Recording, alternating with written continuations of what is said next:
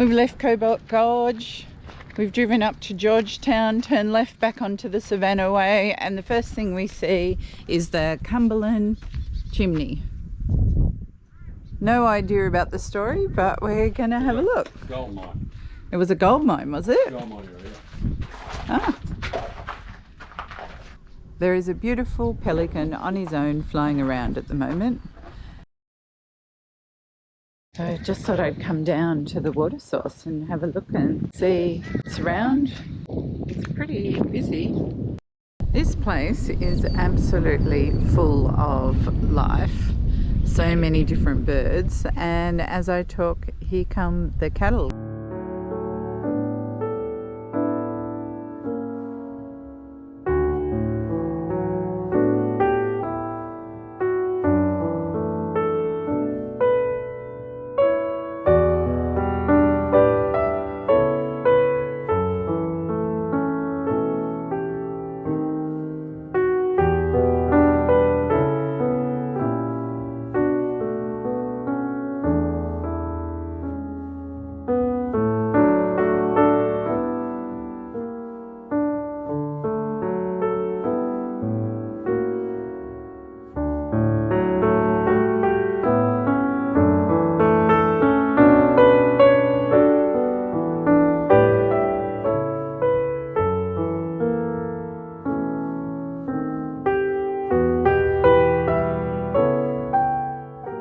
Actually, this is a donation campsite.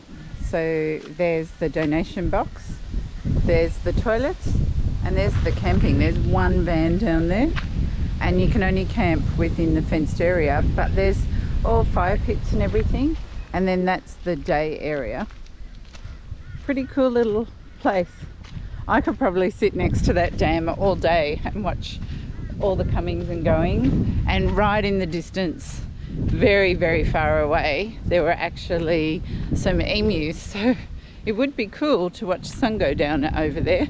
I think it would be very interesting, but it's time to get back in the car and see what else there is around.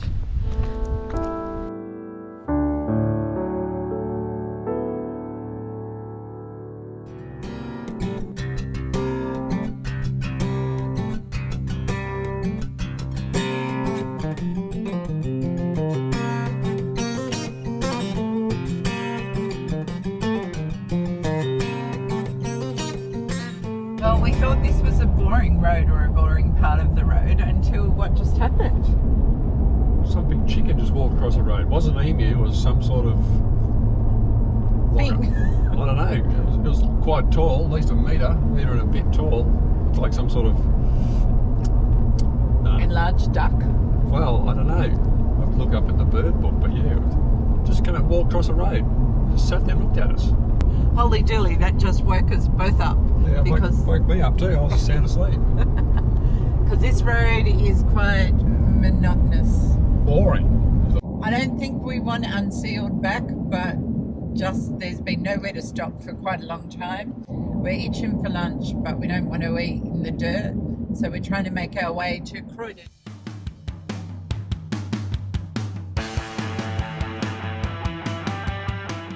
We didn't think there'd be much here. Well, there's not much here. There isn't a great deal here, but they're making great efforts, and we're just about to go into the information centre. They're obviously big on mining here. True blue mining experience. As long as they've got the air conditioning inside. It's about 35 degrees outside. Oh, it's not too bad. August.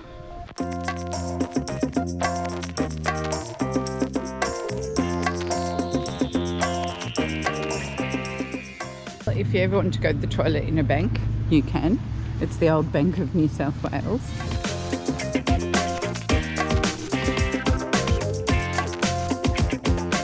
All these buildings over here are actually heritage buildings that are open for inspection. So we'll go and have a look. Somebody has put a lot of work and effort into this.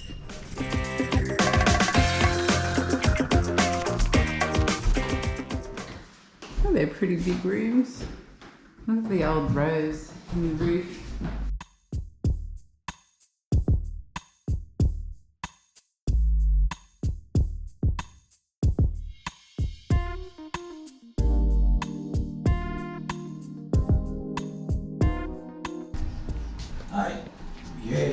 Have you come to let me out?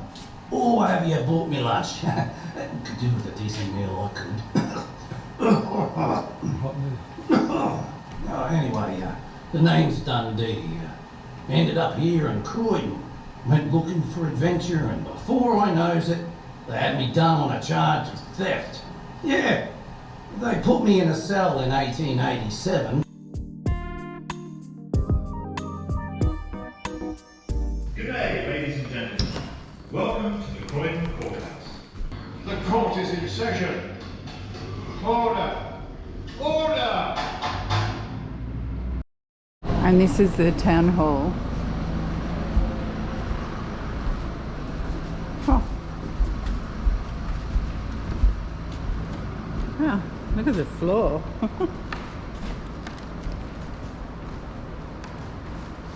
And apparently you can go upstairs and you can see all the old projectors. That is an old one and it's still working, she said, and when they can get film, they actually run films in the hall, but they have trouble getting films that still work.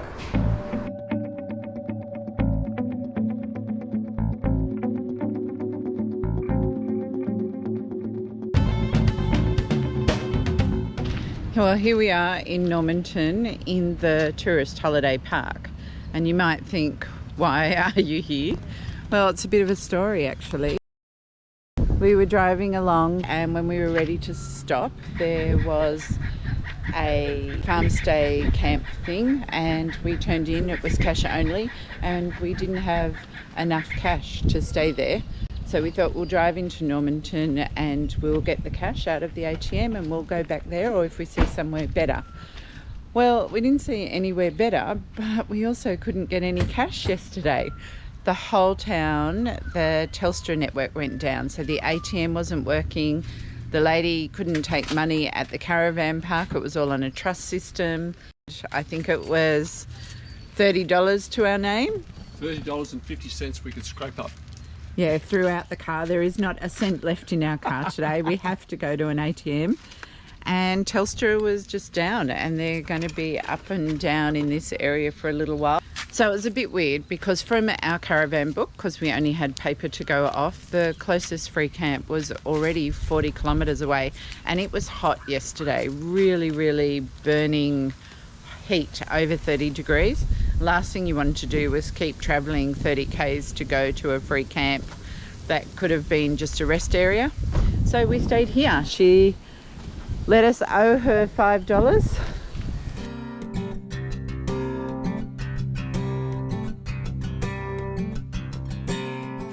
We've driven out from Normanton 33 k's to come and look at the Burke and Wills, most northerly point they made. This is where they camped. They couldn't go any further because of the swamp, so they ended up turning around and heading back home. Slackers.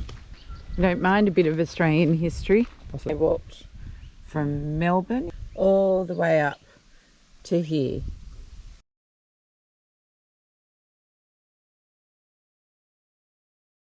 From this camp in mid-February 1861, Robert, Burke and William Wills made a desperate dash north to the Gulf of Carpentaria.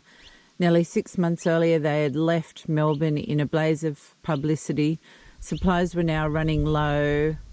Wet season floods and high temperatures hampered them. Prove they were here, they marked 15 trees as proof, and they headed back home, and they all ended up dying down south somewhere. So we've been looking at all the trees as we walk along every time we come to a marker, and this sign's telling us most of the trees have died or are dying and there's not many left. So we're going to walk along the path and look for markers apparently they've put out. Steel markers or something. They really need to put their signs facing away from the sun because this is a deterioration.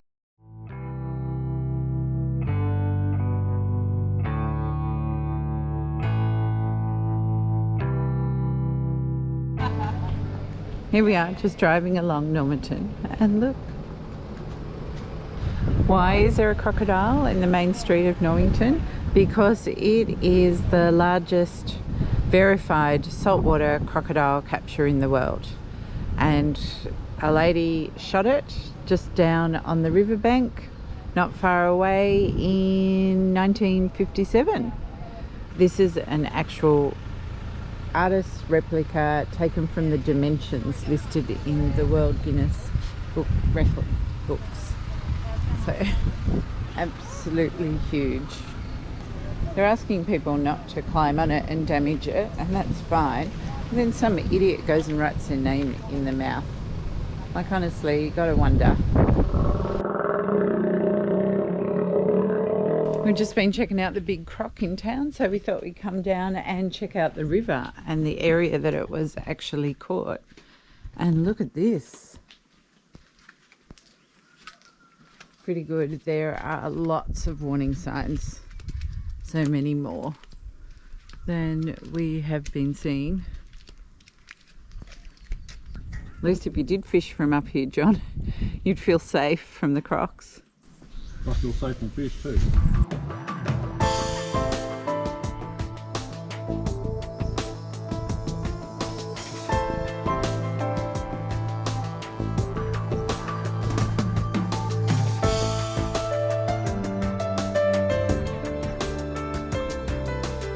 This guy walks into a psychiatrist's office, nothing but cling wrap.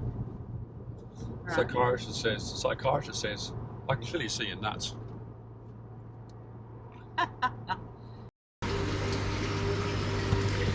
We have driven to Kurumba to have a look what it's like up here, and we've come to the Barramundi Centre, which is also the information centre, and we're having a look around.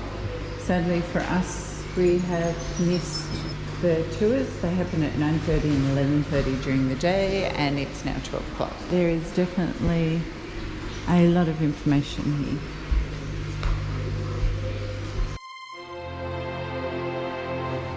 I can't tell you how many kites are flying around. Just looking and looking and looking.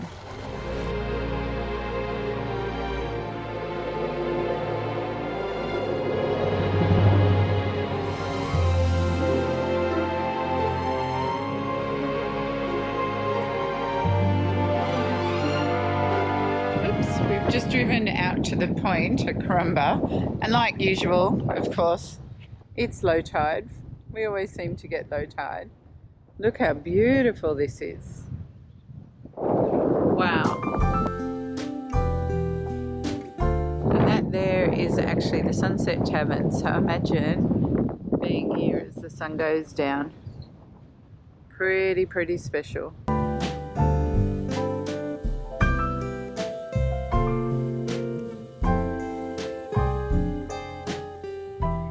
After the information centre, we went for a drive and explored the area, and it was very beautiful. Definitely a fisherman's paradise, and we plan to go back one day and have a fish and maybe do a fishing charter from here.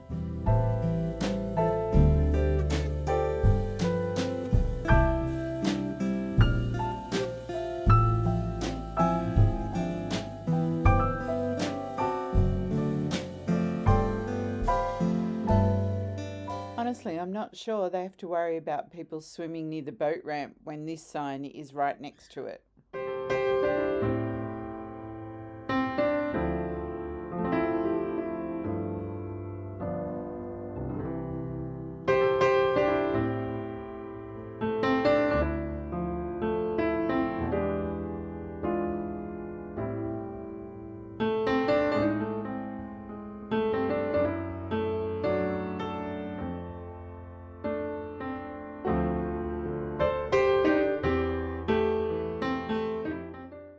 The saga of the thongs continue. John's Archies, which he just loves, broke.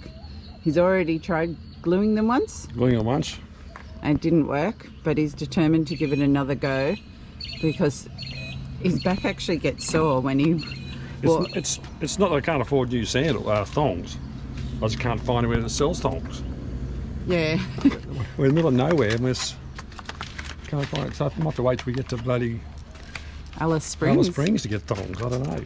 Hadn't worn shoes or sandals since the beginning of the trip till we got to the lava caves. For about 4 weeks, yeah. Good morning in Normanton. If I'm looking a little rough, it's because I feel a little rough, and not because I went out drinking, but because the locals did, and they settled in the park behind the caravan park, and they went all night. It was so noisy and hard to settle down. Lovely little town here. The pool is just excellent.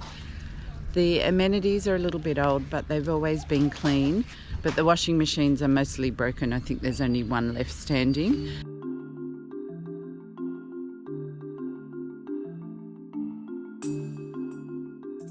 And when you arrive, it's the strangest pricing policy. It's $17 per person per night, or you can get one powered site, as many people on it as you like, for $35.